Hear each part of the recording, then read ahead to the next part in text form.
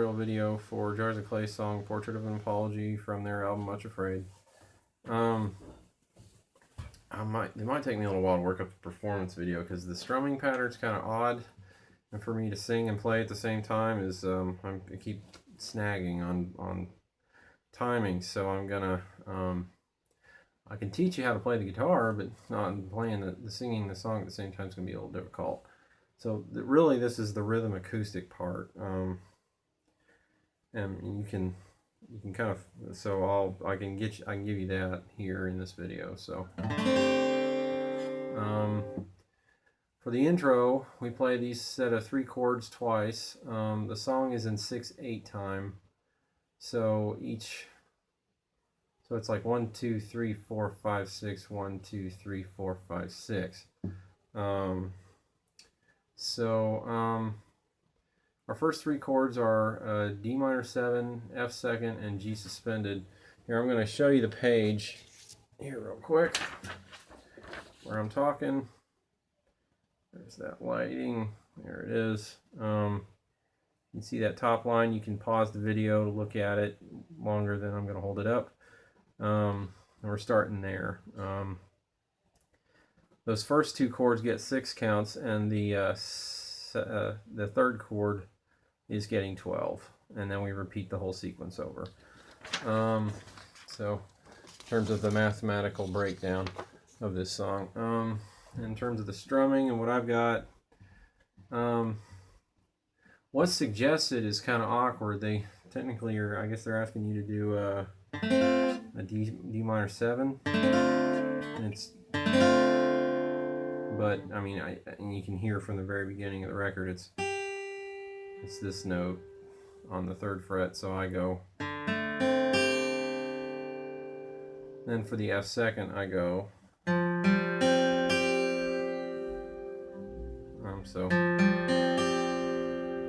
And then for the G suspended, I just, that middle finger's just kind of hanging out. It only does a job on that first chord, the D minor 7th. It's going, and then I can let my ring finger sit between the 5th and 6th strings to mute them. And then I'm doing that. So really, I'm kind of bouncing on that root bass note. So it's, and then I have to remember to kind of slide my ring finger down slightly. I'm using my ring finger because in the terms of the way I do these chords, that's the best way. So starting it from the D minor 7.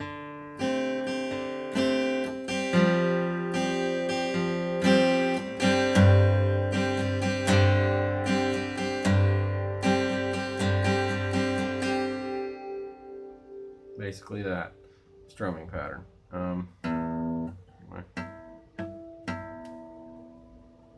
So my low E was out of tune.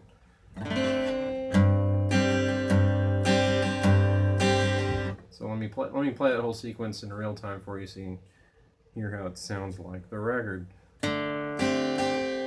Whoops.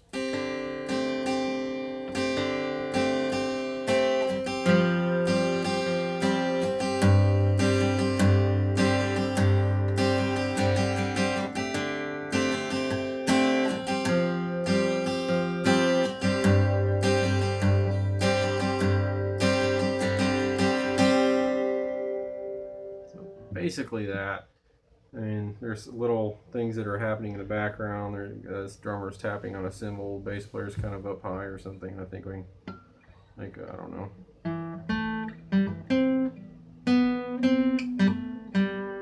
Stuff like that. And Charlie's playing some kind of, I guess it's a Wurlitzer organ or something. Sounds like effect, which is nice. You know, very well put together song. Very beautiful. Thing, and then there's who I'm guessing is probably Matt on the rhythm, handling the acoustic guitar part there. Eventually it sounds like they probably at least have a double track. They usually do 2 acoustic guitar parts, and then there's also the electric guitars that come in too. So it's a very symphonic song, and there's strings, and it's just it's a heck of a song in terms of all the instruments coming together on it. But there's what the acoustic rhythm does for the introduction. Let me move on to verse 1. Let me show you that so you can see it. Pause the video if you need to really see it. Hopefully you've got a nice big display, because I'm looking at it on a phone right now and it's like not legible. So if you have a nice big flat screen you can watch YouTube videos on, that is where you probably want to watch my videos more than anywhere else, or a nice big computer monitor. So okay, so if you've seen that, if you need to pause the video, look at it as long as you need to, or rewind it as we go through it to check your progression. Okay, D minor 7, we're just playing what we played in the introduction. And now Dan's singing. Look what I've done. This picture I've painted, it looks like my heart, or what still remains. Like I said, I try to play and I start screwing up the rhythm, so I'm going to attempt to speak it and play. But here we go. Look what I've done. This picture I've painted, it looks like my heart, or what still remains. Days in the way, your interpretation. Yeah, it's just hard for me to play that and sing that, but we're basically strumming what we strummed in the introduction. The best I can tell you is, after watching this video, probably listen to the record, play along with the record. If you're trying to play and sing, all I can tell you is it's gonna for me, it's gonna take a little time to really get there, where I'm playing that, I can play the guitar and sing and not be like tripping on what the guitar is doing. At the point where I can just play the guitar part without even thinking about it. So yeah, your verse 1's doing what you did, strumming pattern and chord wise, in the introduction. So and it's doing the same thing in what I call the first pre-chorus. I don't know.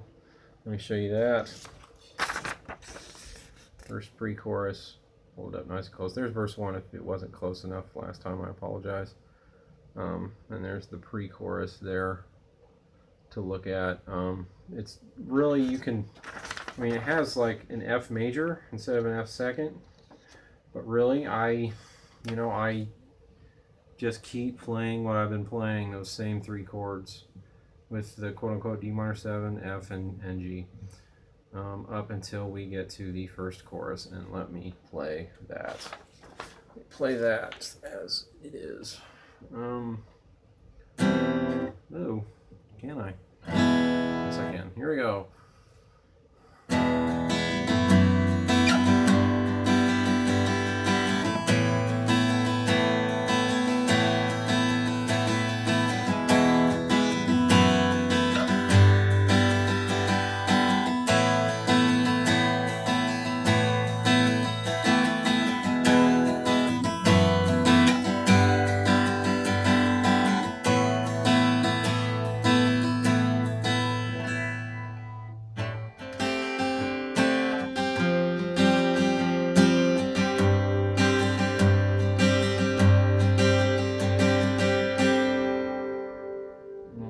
Verse 2. Basically we're playing that set of an E major, F sharp minor 7th, G major 7th, and A suspended. Okay, now again, variations going on in my playing here. Here's my E. Here's my F sharp minor 7. I'm muting my 5th string while I'm pressing my 6th on the 2nd fret. So that's what my A string's doing. And then the G and G major 7, all I did personally was just slide up a fret to the 3rd, and I just make sure that E's playing a G note when on the 3rd fret, and to an A, what might be considered an A second chord, And what I'm doing, I'm muting my low E with my ring finger as I play the notes, and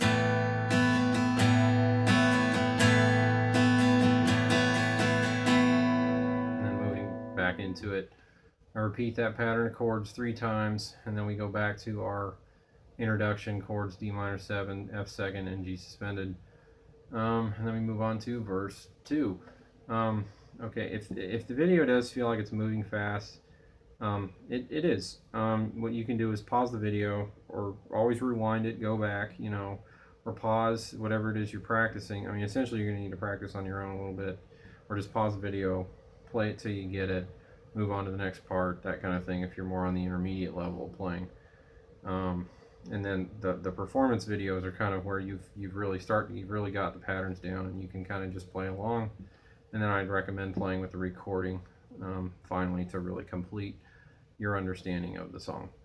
So anyway, just a little side note there.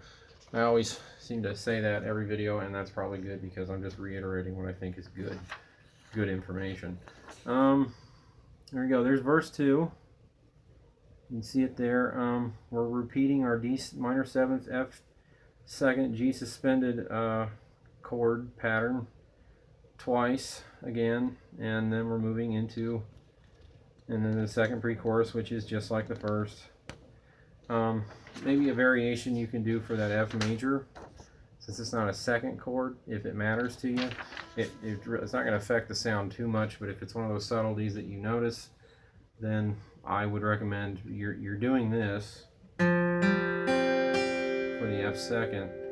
So to get the F major, my middle finger's going down on the 3rd string 2nd fret, so I'm going from, that's the difference. So F major chord. If it matters, do that. If it doesn't, go ahead and cheat and do the, you know, or that might even be what they do on the record, really. It's darn close, in my opinion. I think it sounds like something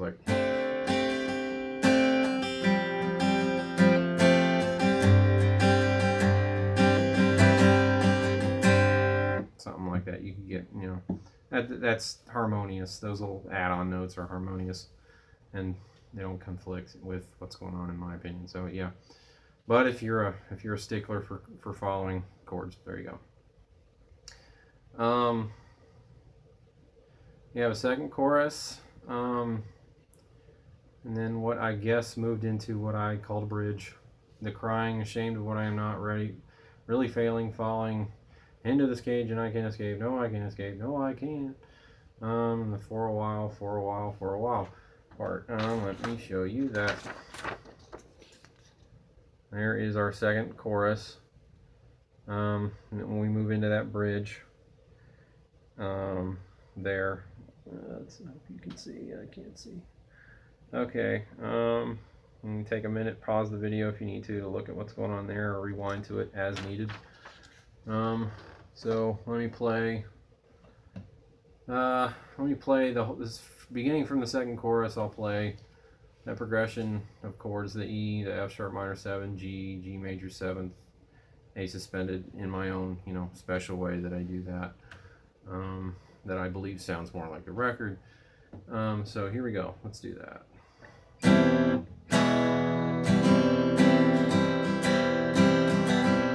Okay, no Radiohead. Here we go. Let's see.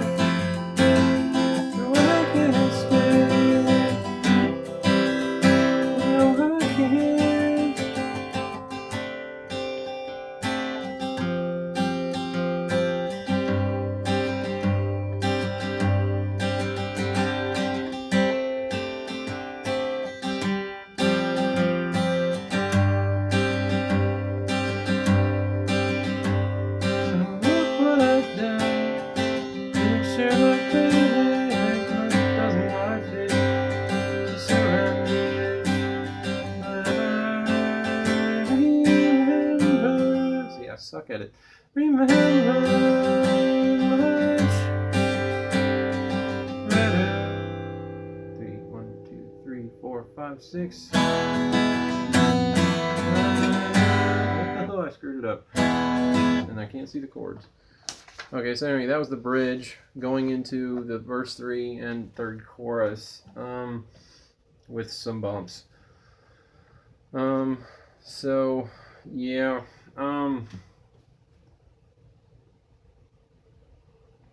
there was one little thing I needed to mention on the third. When the rest of the guys sing "Could You Fall for a While" in the second chorus, there is a C second or some kind of C major you can play chord there that happens. Let me sing it.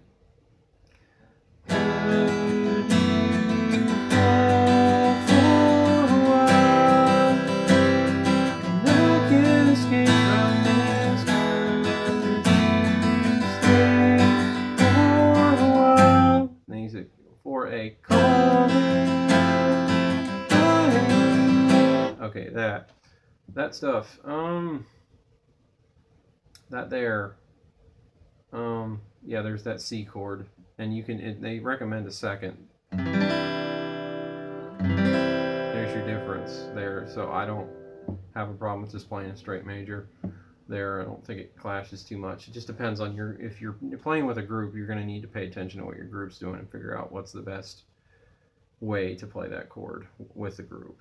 So that's what's going on there.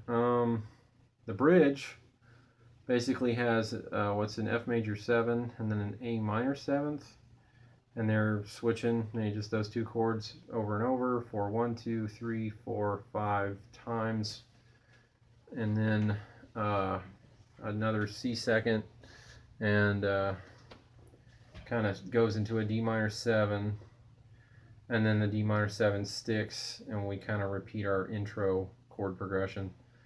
I mean, it's a D minor 7, F major, G suspended, and then a D minor 7, F second, G suspended. You know, like I said, you don't, whatever you need to do with that F chord, whatever you need to do with that C chord, whether the second is important or not, you need to figure out basically based on the group you play with, if it matters. Or whatever your situation is. So verse 3 has a little, it's kind of short. So look what I've done. The picture I painted doesn't quite fit or surround the edge, but I remember it much redder. So they have a C with a G in the bass. So when he kind of holds out that I remember it much redder,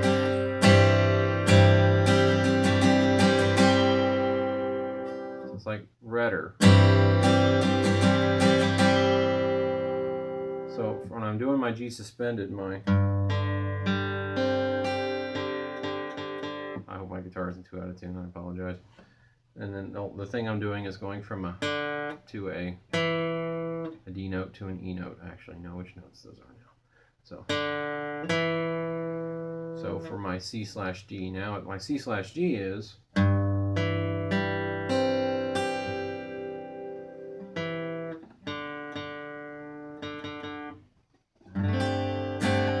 nope. And then into our third chorus.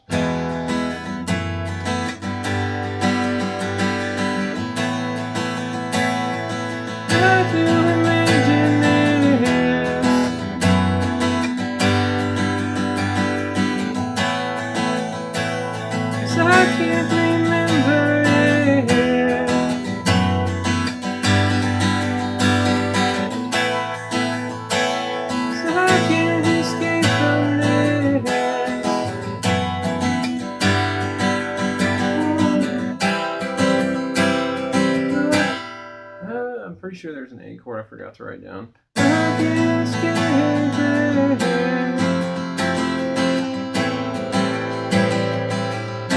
So it's like, okay, here we go. So it's I can't stay for a while.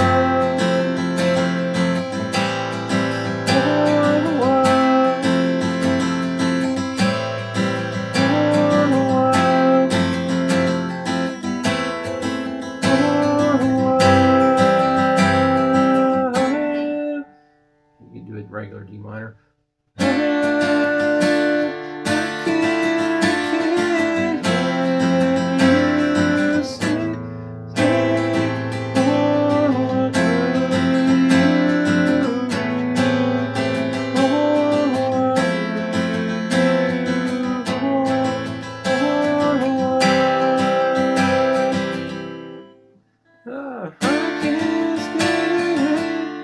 Let's see. Oh crap! No, I can't. No, I can't. I can't stay.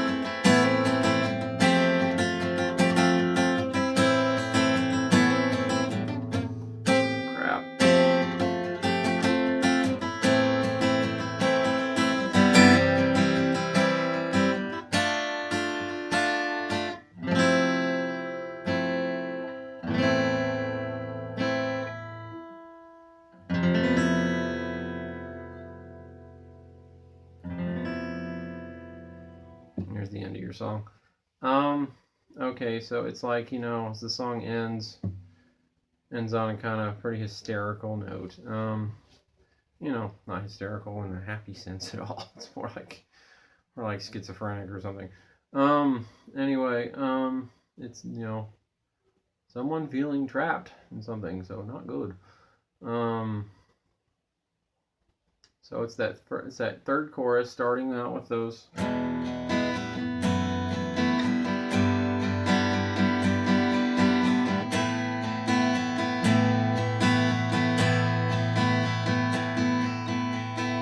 Thing in the pattern happening 3 times. 4th time we're doing a C chord. The C chord shows up on Can You Stay for a While? You can see. So you have na na na. Could you be for a while? Could you fall for a while? Could you stay for a while? Has your C chord on your while. Let me show you the paper. What am I doing? I have a piece of paper. So there's your third chorus. All its glory. Definitely pause the video if you need to and look at that. And our ending as well. So let's start. There's the third chorus again. If it wasn't quite close enough, I apologize. And there's our ending there all the way through. So I mean, there's this kind of this beautiful thing going on with all the strings towards the end, with the strumming and everything going on. And I was trying to do that the best I could by myself. So I was kind of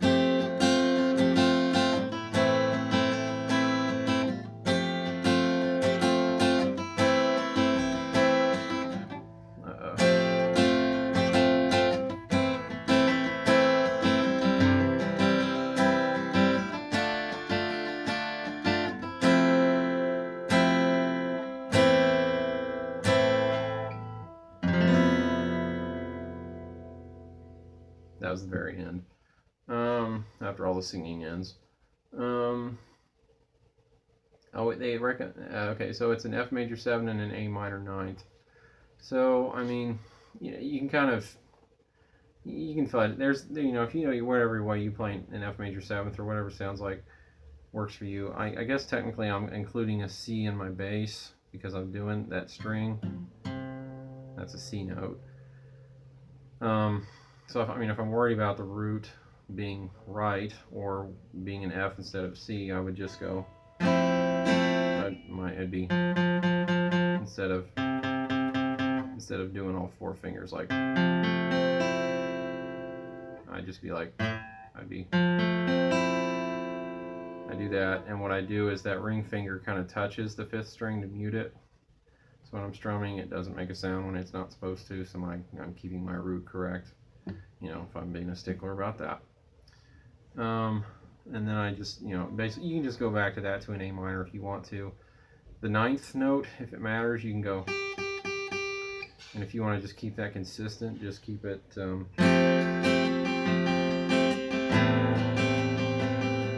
try not to hit your low E during these chords, because then you have your low E as your bass root, and that's not your bass root during these chords ever. So, you know, if you want to be musically accurate and play your instrument more correctly, instead of just banging away at it, which, you know, some people, that's all they need, and that's fine.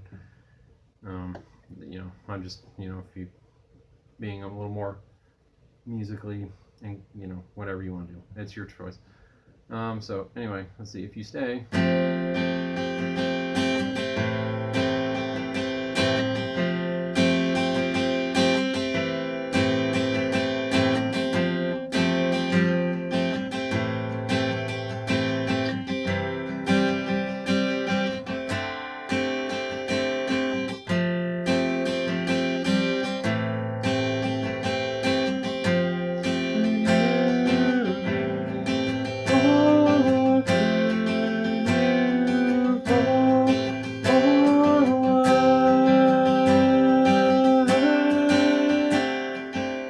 kind of keep your finger down on that string as you do your changes through your chords. Your F major 7, your A minor 9, your C second,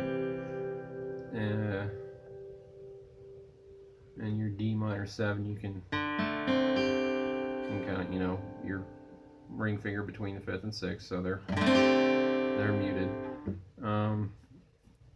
But towards the end, I mean, I can hear how it's going. You can hear on the record. And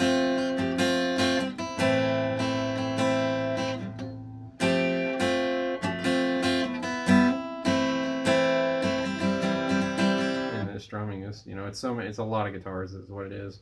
That's why it sounds like it does, and it's cool, all put together. You know, it's like the.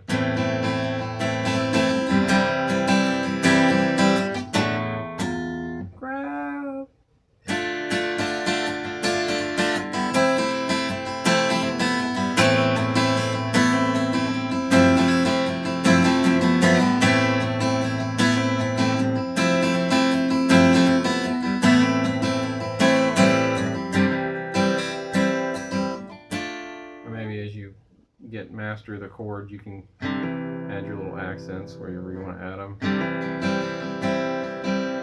Anyway, that last chord, that was a big deal for me to figure out the last chord of this song. That whole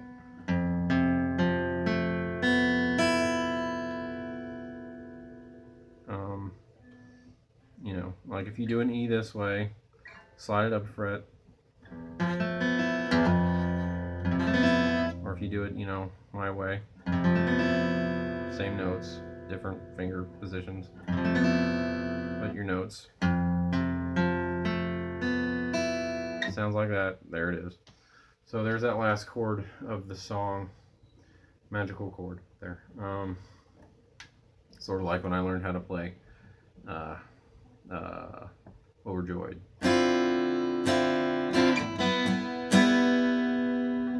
I think actually helped me figure this out was a song by Creed. Which oddly enough, but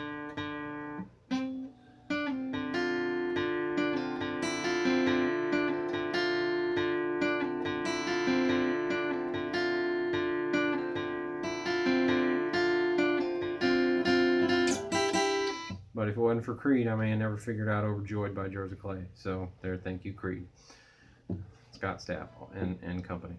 So anyway, yeah, that was a big deal when I was listening, and I was like, okay. And then I did it, and I was like, wait a second, that's Overjoyed. And I was like,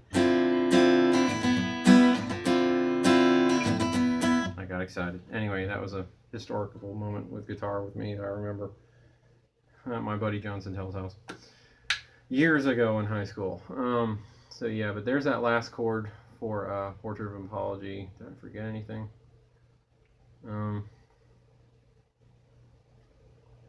Like I said, we went over like how the different F major 7s and E minor 7s can be done, and things and how to make it sound more like a record and stuff. So I think we pretty well got it covered. So yeah, it's just me performing this song, playing it all the way through without stumble is at this point not possible. I'm gonna have to practice before I can get the performance video up.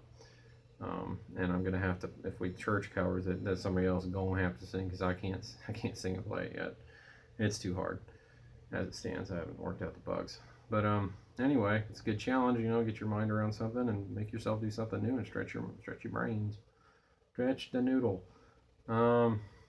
So yeah. But anyway, there you go, guys. Portrait of Apology. Keep learning. God bless.